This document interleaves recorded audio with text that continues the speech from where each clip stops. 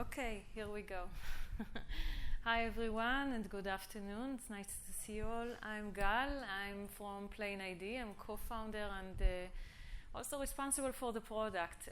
I'm going to talk with you today about identity-centric security and how to mitigate risks. We all understand identity is of growing importance in the overall security program we all have. And we need to solve that challenge somehow. So this is the topic of this session. During the session, I'm going to talk about what is identity-centric security or identity-first security, how to get started, and then, the kind of the outline of what should be done. I'm also going to show you a quick demo of how one of our customers have addressed that challenge, and leave you with some takeaways. So let's get started. Okay, so first of all, what is identity-first security or identity-centric security? This has been a topic that has been in discussion for quite some time. And basically, it means putting your identity at the center of your security design. So whenever you think about technology, don't think about a technology area just by itself. Connect it to the identity, where the identity stands in all of that. And when you think this way, then you also come to understand the challenges that are involved here, right? So within our overall technology stack, we have applications, APIs, services, data, and so on. Now we are taking the identity and placing that at the center of that technology. And what happens? What happens is that we recognize, too fast. Yep. Second. Okay, so what happens is that we recognize that identities have become the focal point for attackers, okay? When we understand the connection between identity and technology, the technology doesn't stand just by itself, okay? We don't think just about an application or API or a service or data. We need to understand it in the context of the identity, how identities gain access to each and every one of those technology patterns. Then we also can start identifying how to address and mitigate the risk that this poses. Okay? So how do we get started? How do we get started with addressing our identity-centric security? First of all, we need to understand where are our identities, right? We have identities all over the place, and identities are defined in their IDPs, but they also travel through the digital journey. They start from the IDP, they go to the application, they might continue to the API, to the microservices, even reach the data.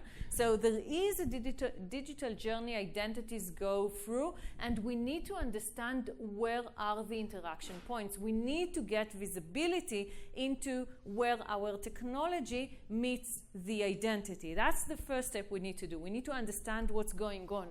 And once we understand all of those interaction points between identity, the who, and the what, which is what they are accessing, then we need to take a proactive approach into managing those controls. We need to understand where do we have the gaps. I'll show that path in a second, but we need to understand where we have those gaps. Again, applications, APIs, services, and data. Where do we have the gaps? And decide on prioritizing what we want to address first.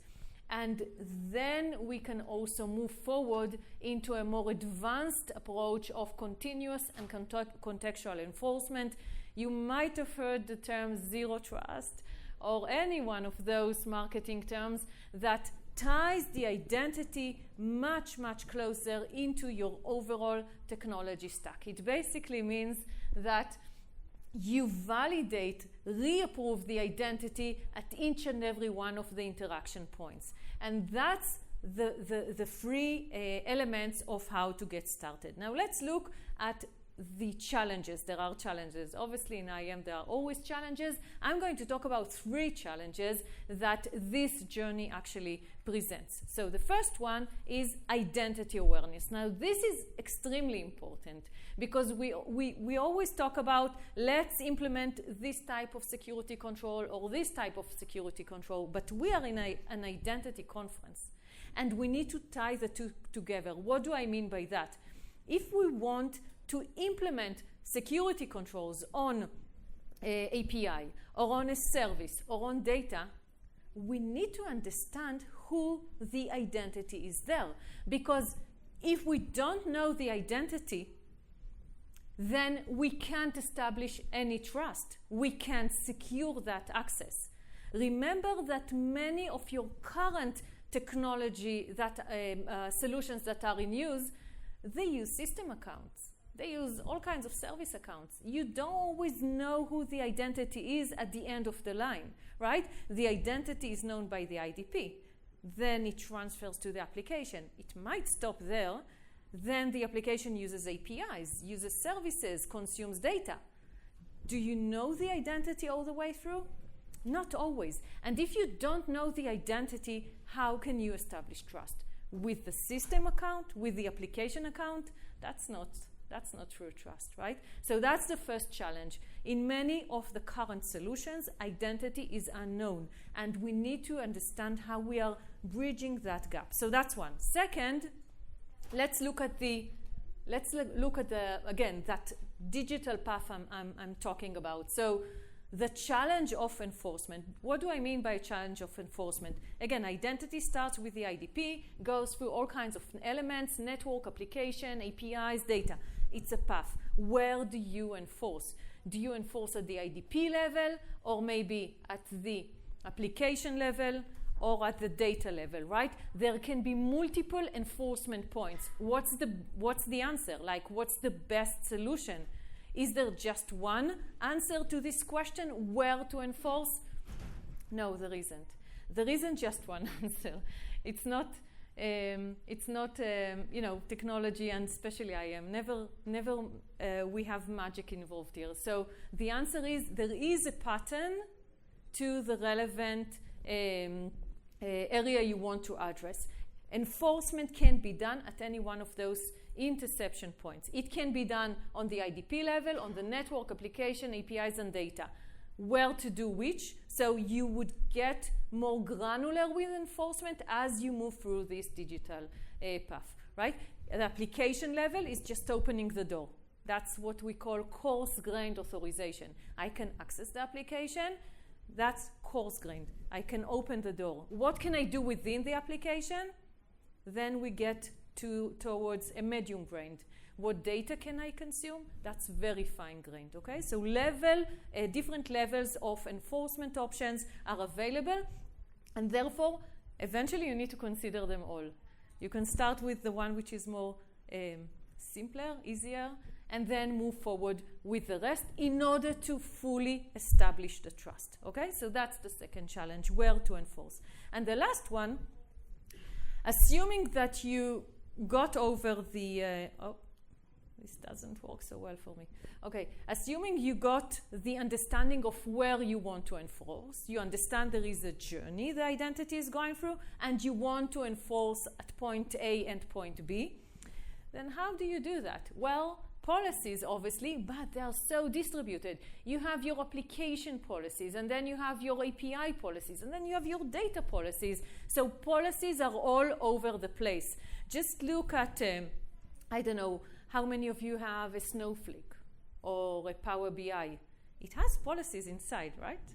It has policies inside. How many of you have API gateways or microservices? They have policies inside. Applications, they have policies inside. Policies all over the place. Are they correlated? Let's say you have a Zscaler in place, and Zscaler enables access to a partner portal. Does it mean the partner portal knows that and also enables access? Well, typically it's not. It's all over the place. Policies are distributed, and that's the third challenge I'm pointing out. Knowing the identity, where to enforce, and then all those policies which are all around, not only they are all around, they also are expressed in different language, right? Your Power BI policy is not the same as your Snowflake policy, even though they are both data. API policy, something totally different. Zscaler policy, new language they created, okay? So we have also a lot of policy languages that we need to work with. But there is a solution, right? We need to talk also about the solution. Those are the challenges. What should be the solution? The solution would be how do you establish trust at each and every point? So the way we see the solution is by, first of all, centralizing that policy management, providing one place where you can see the policies from Zscaler, the policies from your application, the policies from your APIs, data platform, and so on, right? Why would you want to do that? In order to not only achieve visibility, also control consistency and standardization. So if something changes, like let's say a new group of users needs that network access to the partner portal, it affects both Zscaler and the application the same.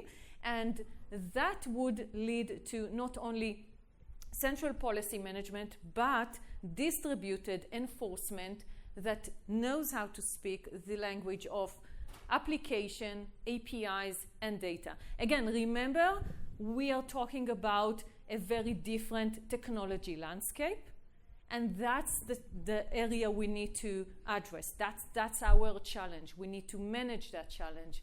So the way we can manage that challenge is by centralizing the management, but supporting a distributed enforcement option that has the ability to address applications, APIs, and data. Okay, so now I'm going to move to a demo. Let me just make sure it's going to work. I'm going to explain the demo before I'll show it. So the demo is about central policy management. What I just spoke about, I think it makes sense, right? It has a good logic to it, but is it achievable, right? We want to manage a policy for Power BI, Zscaler, and an application. A bit of a challenge, right? So that's what we are going to see now.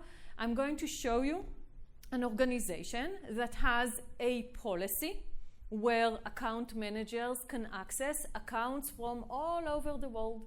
So they can see accounts-related data in Power BI, that's one application, and also in a partner portal, which is a homegrown applications. So we are going to see two different applications, where they can have access to the same data. We know that's how our technology works, right? We replicate data from one technology to another to support our business needs. But then that organization had compliance team come in and say, wait. It doesn't make sense that everyone can see everything, so we want to change the policy. We are going to change the policy in a way that account managers can still see accounts data, but only in their location. So we are going to change the policy together in this demo. And then we are again going to access Power BI and the partner portal, and let's see what happens, okay? So let's see. Okay, so I'll need to do it from here. It's a video I record in advance because we don't do live demos in this conference. Okay, so first of all, we have our central policy management, and central policy management, and we're going to see a user, Alex, who's going to access both Power BI and the partner portal, and he's going to, first of all, we are going to see the policy. So this is a sample policy, that's a PlainID policy, so we can see the decision path and what the user can access. And then Power BI. So Alex is accessing Power BI, and in Power BI we have this sample report of all accounts. Okay, let's look at the report. Within the report, we can see it's Alex. Within the report, we'll see information from all over the world of our accounts. Okay? So you can see this list with all the colors representing all the countries. and so on. So basically, Alex can see consumer accounts from all over the world. We are now going to access a different application. That would be our partner portal. Okay? And same user, Alex, is going to access a demo application, a partner portal, and he's also going to look at all of the accounts available there, and we'll see it's the same data. Same list of accounts from all over the world is available there as well. So view accounts. Everything is there. So it's a report, not so nice report, but it's a report. Okay. Now, once we have that baseline in place, let's go back to our policy management platform. Remember, due to compliance privacy policy, we want to change the policy. No longer everyone can see everything. We want to reduce access. So back to our policy management system, and we are going to disable the policy that gives that broad access. And we have those other policies in place which contain the access of the user. So let's just disable the policy. Okay, we'll see the policy is disabled. And what we are now going to do, we are going to go to Power BI and just click refresh. Okay, we are not even going to log out and log in again. We're just going to, first of all, with this application. So let's go back to this application. Just click refresh, that's it. And immediately we can see the information is reduced to only Maryland. So that very big report, access all data the user had, has been reduced to accommodate the policy. And the same is going to happen in Power BI. We are going to go to Power BI, just click refresh in the same report, and again the access would be reduced to just see the accounts according to the policy. Okay? So we had that one place where the policy is managed, and we have the ability to affect the enforcement in different applications. Power BI, again, all the information is restricted only to Maryland-based accounts. Okay, so moving to the next slide. Okay, that's my last slide. So what are my key takeaways here? So first of all, policy-based authorization is crucial. It's crucial for identity-centric security, identity-first security, zero trust, however you want to call it. Basically, the notion of tying the identity closer to the technology stack and therefore achieving the level of security you want to achieve. That's one. Second, there's a lot of policies going on, but eventually they will continue to remain all those policies. So you would want to look for an approach which enables you to centralize the management of the policies and then decentralize the enforcement. Why? Again, to accommodate the current technologies which are in place.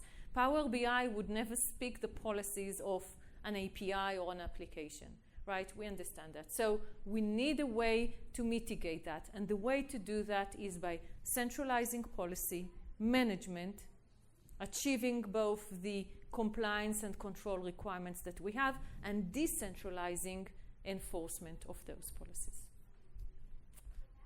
Any questions? Yes, please. So a capability of centralized policy management brings these policies to one place across these different stages, but does this manager understand the meaning of all the policies in all of the stages and understand their impact? Okay, so that the question is, even if we bring, if I understand correctly, all the policies to one place, the one who's managing all the policies, do they understand the impact? Okay, so first of all, doesn't have to be just one group, right? You can delegate the management of policies, that's one. First of all, you would be wanting to look for a tool that provides analytical capabilities, investigation capabilities, so the impact of the policies would be known in advance before they are actually deployed in production. Obviously, this is the demo I showed is very fitted to, to show what the effect of the policies. But in real life, you wouldn't change a policy and in production immediately. No, that's not the way things are done. You would change the policy, test the policy in lower environments, or using a simulation tool, and then you would deploy it in production. Okay? Make sense? Yes, but it wouldn't be just trial and error unless you know what the policy does, or have some kind of clue of what the policy does. I think there are still people today that don't quite know, like even in Microsoft, what the old Active Directory policies even mean. Some of them, still misunderstand what policies actually mean and what their effect actually has. Yeah. Yeah, but that's why you combine between the business matter export of that relevant business space to a simulation capabilities that support understanding what's going on. Okay? I'm out of time. And one last question? No? Okay, so thank you very much.